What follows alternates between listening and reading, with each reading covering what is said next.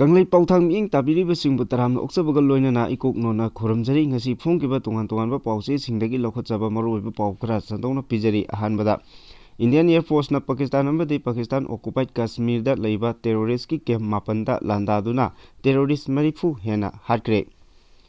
Palgram terror attack ki matungda India amadi Pakistan ani ki marakta ungkhanaba thoropodagi achobo lanjau ama tholokpa yabagi thajaba leire April 19 da Palgram terror attack ta terrorist singna misam kuntaruk hatkhi amadi kaya amana sohankibagi laman khumba oina India na ngarang ayuk pung 10 taba matamdagi chathaba Haukiba Operation Sindurgi saruk ama oina ngarang ayuk pung ama makhairom taba matamda Pakistan occupied Kashmir POK gi tongan ba mafamda leiba terrorist ki camp singda Indian Army Force na chathakiba strike ta yamdrabada terrorist marifu hena laikhidre hari pawasin makhatan hai Oragliba pibam asi lebak ani gi marakta langi mai suba haurabani haina malemgi lebak kyana phongdoknakhre India gi senior official singna phongdokhibada Pakistan occupied Kashmir gi terrorist singna leiba mafam singda achoba strike anirak hanna chathaki maduda terrorist ta outfits JE Mohammed ZEM gi stronghold oiriba Baha Walpur amadi Morit Kedada Chathakiba strike aduda terrorist kunmanga dagi kuntra phawba hatki Lashkar-e-Toiba LET amadi Hezbollah Mujahideen gi terrorist singna leiba mafam singdasu strike adu chathaki maduda punna yamdrabada terrorist marifu hena Hatkhare haiba intelligence report ki matung inna paw phangle haina India gi makai dagi phongdokli pawasina makhatana hai Jais-e Mohammed ki Tihera Kalan ki Sarjalda leiba camp Kotli gi Markaz Abbas amadi Muzaffarabad gi Sawaiwal Nalada leiba camp sing tugaikhibuga loinana Lashkar-e-Toiba gi camp amadi Toiling gi Kazar Rahel Shahidada leiba Hezbollah Mujahideen gi training center su thugaikre hairi Pakistan gi maiki dagidi Indiana satharakiba attack aduda angang yauna micham mapal leikidabaga loinana kaya amana aso open nangle haina report tawri Pakistan military gi spokesperson na Rajta phongdokhibagi matung innadi Indiana mafam ahumda missile kapsilaktuna attack chatharaki maduda Pakistan na khut hanbada India gi aircraft manga kapthaduna amang ata thohanki Indiana chathakiba thawong adu pangdaba amadi narolda chathaba thawongni madugidamak soidana laman khumgani mafam amagi amadi matamgi matung inna India masana lepchagadabani haina phongdokhre India gi maikidagi attack adu Pakistan gi military da chathakhiba natte terrorist singi mathakda chathakhiba attack ni haina phongdokli oragliba pibam asi maram oiraga lebak ani gi marakta lan section thorang lokhotpa haunakhibaga loinana India amadi Pakistan gi air space sing Thingjin Nakre Hairi Pakistan ki Defense Minister Khawas Afis na phongdokhibada Pakistan ki Prime Minister na India da lan lauthoklabanina lan adu loisinnaba yathang pire loinana mathau taba Pakistan ki leijariba missile sing amadi atomic bomb sing sijinaro hainasu ayaba pikre madu thabakta onthoknaba thorang loire hainasu phongdokrakli amaromda Lahore gi Jois-e Mohammed ki chief Maulana Musajid Azaharna phongdokhibada ngarang ayuk Indiana Pakistan occupied Kashmir gi Baha Walpur da leiba headquarter da chathakiba missile attack aduda mahakki imung manunggi mioi 10 amadi yamna naknaba mioi 3 leikhidre hainasu phongdokhre makha tarakpa pawda terrorism thengnabada Russia gi maikaidagi Indiana lokholakpa khongthang pumnamak mapung phana sogatkani haina Putin na phongdokhre Terorist lan thengnabada Russia gi maikidagi Indiana lokholakpa khongthang khudimak mapung phana sogatkani haina Putin na phongdokhre Russia gi President Vladimir Putin na Prime Minister Narendra Modi da phone tawraktuna April 22 gi Pahalgam terror attack adubu yamna kanna condemn tawkibaga loinana Indiana terrorism lan thengnabada chathariba khongjang pumnamak Russia gi maikidagi mapung phana mateng pigani haina thajaba pirakre Pahalgam terrorist attack ta laikhidraba singi mafamda Putin na thamoi songna nungaitabasu phongdokhi hairi thodok aduda chenaba pumnamak amadi makhoibu mateng panglambasing matik chaba cherak pigedabani haiba wafam thamlakhi haina International Affairs ki wangangloi Bendir Jawarna mahaki social media post amada phongdorakhibani loinana chahi adugi losilakpada Indiana lebak ani gi marakta annual summit pangthokpa Putin su saruk yanaba invite tawgani haina makhata na phongdorali ningsingbiai April 22 gi Jammu and Kashmir gi terror attack adugi pakhum oina ngarang nongalamdai degi Indian army na terrorist sing camp singda attack chathaba haukrabani makatarakpada ngarang lebak asigi punna district chani marifu nipalda civil defense mock drill pangthokre manung channa Manipur da su pangthokibagi mami khara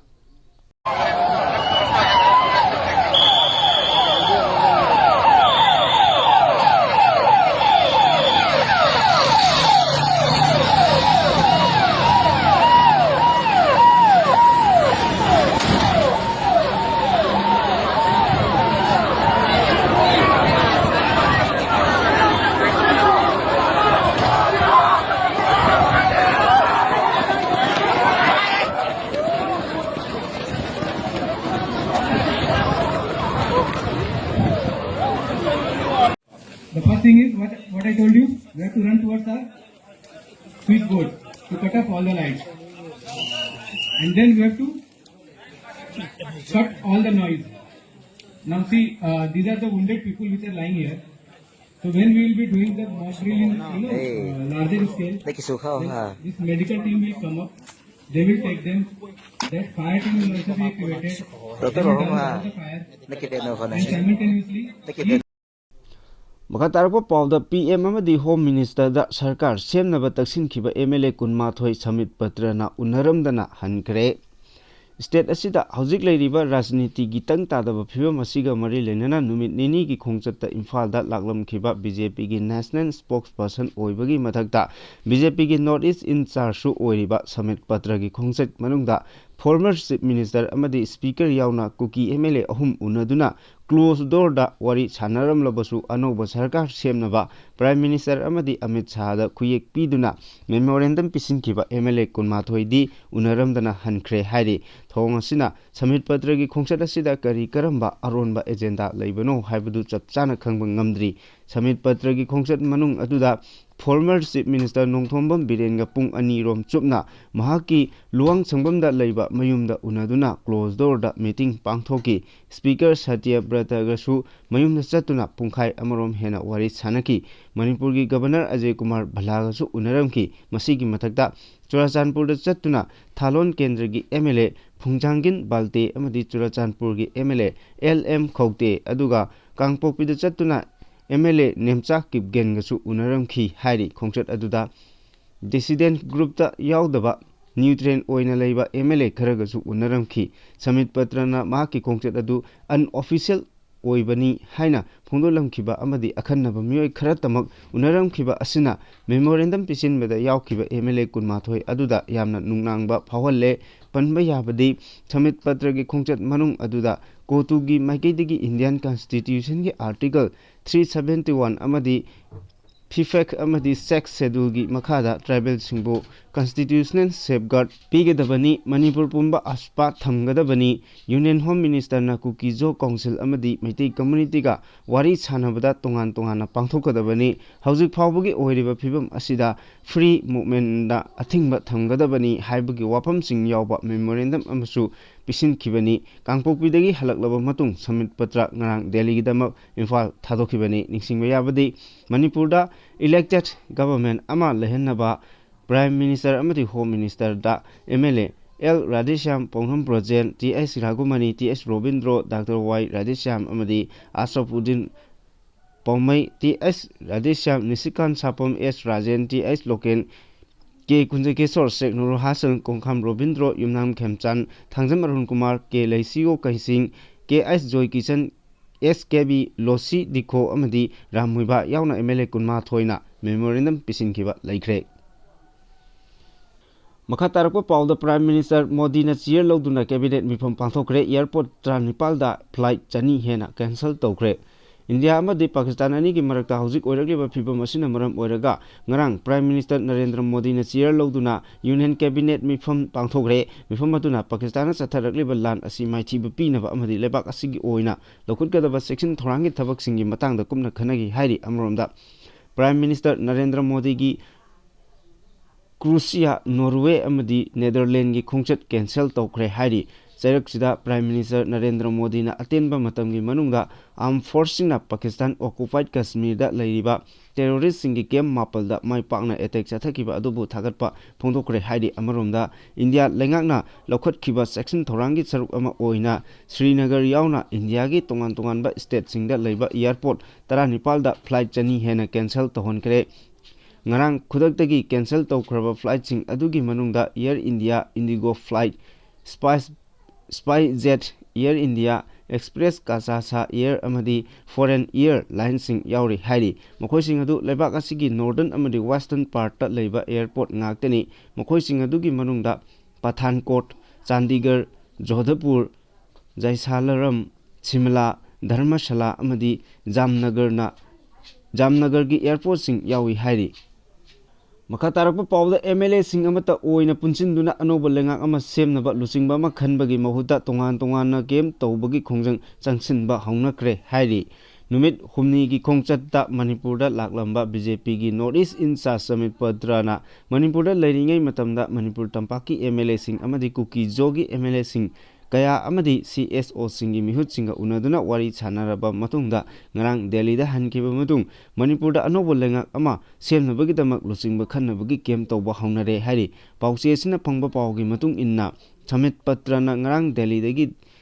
Imphal dagi Delhi pangkhraba matung tha asigi kunmapal da Bharat ki Prime Minister amadi Union Home Minister da anobo lengak ama semnaba khuyek pisin kiba BJP amadi makoi ga chatminnariba political party singi apunba MLA kunmathoi gi mifam ama pangthokhibaga loinana kem tawba haubani hairi amaromda hanagi Chief Minister N Biren bu chogatpa MLA singsu Summit Patrana Delhi pangkhraba matung luwang sangwamda leiba ex CM N Biren gi mayumda punna wa tanakhibaga loinana Imphal gi mafam amada kem tawba haure hairi loinana kem adu da saruk yariba BJP gi MLA khara adu ex CM Biren bu amuk hanna lusingba oina khanduna anobo lengak ama semlokpa matamda Chief Minister ohenabagi thorang kaya paikhatle hairi pawgi source asina makha taribadi anobo lengak ama semnabagi matangda MLA sing kem tawnariba asida Speaker TH Sathya Bratabu lusingba oina puthokningba MLA singi masingna hena yambagum tawri loinana MLA kunma thoina TH Sathya Bratabu saugatuna hanadagi hauna leirakliba asida anoba MLA kaya amasu changsilakpa yabagi oithokpa yamna nakna leire hairi maka tarakpada khusu khulai pokhaiba yaba polam sing kaya phagatkhre hairi intelligence singina pirakpa report yumpham oiraga security force singna pung 13 asida Thobal amadi Bishnupur district chathakiba search operation singda masing yamlaba khuchu khulai amadi pokhaiba yaba polam sing kaya phagatkhre Thobal district ki Wangjing Texamda Thobal district police amadi security force ki apunmatim amana chathakiba operation aduda masing yamlaba khuchu khulai sing phagatpa ngamki phagalaba khuchu khulai sing adudi magazine yauna 303 rifle ama 9mm pistol ama 36 high explosive hand grenade ama 303 ammunition mapun tear smoke shell ahum tear smoke shell CS ama tear smoke shell long range ama rubber bullet ka loinana kuntra nipan mm gi anti riot cartridge ama bofing walkie talkie set ani phagatpa ngamkhre hairi Makha tarakpa pawda Prime Minister Narendra Modi na India ki President Murmurga unakhre Union Home Minister Amit Shah na border da leiriba state singi CM singaju mifam pangthokre hairi India na ngarang pangthokiba Pakistan amadi POK da leiriba terrorist camp singda military strike chathakiba aduga mari leinana Prime Minister Narendra Modi na India ki President Draupadi Murmurga unaduna military strike adugi maramda pawdamkhre agency ki paw asina hai Prime Minister na India ki President ga unakhiba aduda kari karamba akupa wari sanakiba ge haibadudi chapchana khangba ngamdri adubu Prime Minister na ngarang India ki President unakhiba asi yamna wahanthok leiba amani Indian Air Force na Operation Sindur chatharingai manungda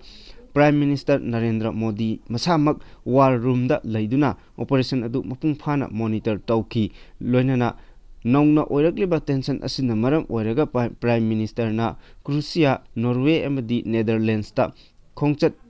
चटकनी पांथोकनी हाइना तौरंबा अदुसु cancel तौखरे अमरोमदा operation Sindoor माई पाकना चथखिबगा लोइनना मरी लेनना यूनियन होम मिनिस्टर अमित शाहना ngarang nungthil Pakistan ga lonana leiriba border state taret ki chief minister amadi security ki top official sing yauna high level meeting pangthokre mifam aduda Jammu and Kashmir Punjab Rajasthan Gujarat Uttarakhand Uttar Pradesh Bihar Sikkim amadi West Bengal ki chief minister sing saruk yakhi Jammu and Kashmir amadi Ladakh ki lieutenant colonel sing state adugi chief secretary sing amadi DGP sing saruk yakhi mifam aduda Amit Shahna Indo Pakistan border da nongna ungkhanarakliba aduga mari leinana border region da security ki sem chariba sing adugi matang da briefing tauki Jammu and Kashmir ki chief minister Abdullah amadi lieutenant general Manoj Sahagasu tonganna wari sanakhi hari BSF ki DG da civilian sing asok apan yahondana ba akanba instruction pikhre India na Pakistan amasung POK da leiba terrorist camp sing da Operation Sindur mai pakna chathakhiba aduga mari leinana Prime Minister Narendra Modi na chairman loduna Union Cabinet amadi Cabinet Committee on Security gi mifam pangthokre mifam sing adu pangthok tringai gi mamangda Union Defense Minister Rajnath amadi National Security Advisor Ajit Doval na Prime Minister da hojik oirakliba phibam sigi matangda paudamki mifam sing aduda India na ngarang chathakhiba Operation Sindur gi matangda tongan ba warep kayasu loramba yai thajanari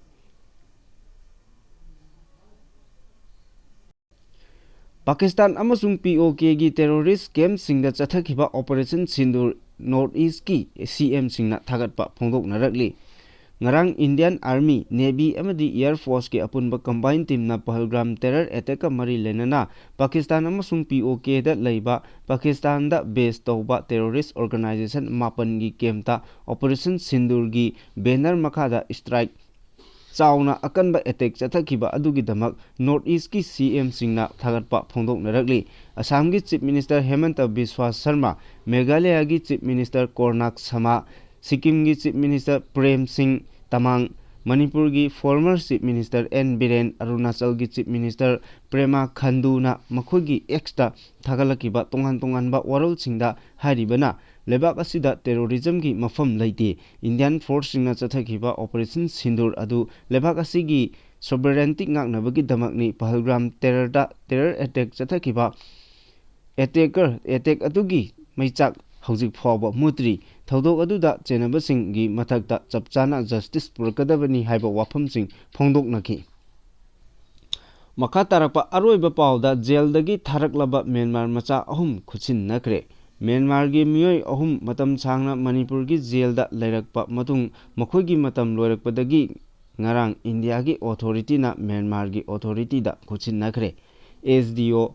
More Ijaz Hassan Tengnokpal District ki Police More gi Additional SP PMD Rajauddin amadi More Police Station ki Officer in Charge MD Salauddin Mangasuba Assam Rifles More gi Kanggu yauna Myanmar macha ahum adu More da leiba ICP da puraklaba matung Indo Myanmar Friendship Bridge wangmada leiba Myanmar gi Tammu Immigration Office da khusin nakre hairi